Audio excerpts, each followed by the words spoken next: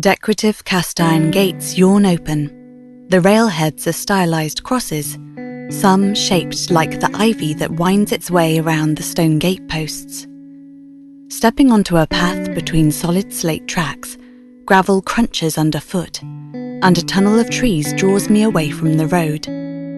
Branches sway in the breeze, the whispering rustle of the leaves like waves, drowning out the traffic to a distant murmur. Sunlight dapples the ground, and patches of moss add a spring to my step. The path branches to the right, transforming into timber decking, reminiscent of the pier I strolled along to get here, but there are no crab buckets in sight. It passes along the curving edge of an amphitheatre, with granite tiers stepping down to a circular stage, with a slope along its side, the natural materials blending secretively into the surrounding woodland. The decking arches around the back of the stage, weaving between the trees, and connects round floating platforms, ready for a promenade performance. The walkway ends, meeting with the original path, and I follow it to the nave end of an imposing Gothic church. Sturdy buttresses root the church into the ground, holding the old walls steady, and a huge ogival arch of intricate tracery supports a stained glass window. The path leads around the corner, returning to weathered decking that bows underfoot. The length of the church serves as a backdrop for an elevated semicircular terrace with a cast-iron balustrade matching the lace design of the entrance gate.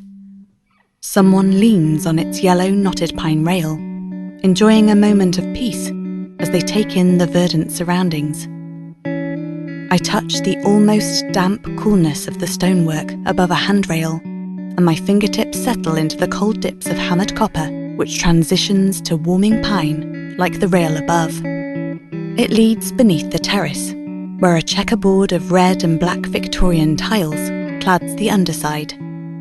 A prop cart trundles over the timber grooves, and students practice fight choreography, laughing congenially as someone jabs an imaginary sword and loses their balance.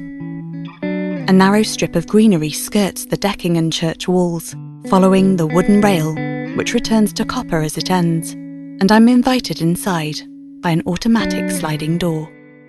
A curtain of air blows down, and a lobby opens into a lively gathering space. I notice an auditorium to the left that was screened off the last time I was here.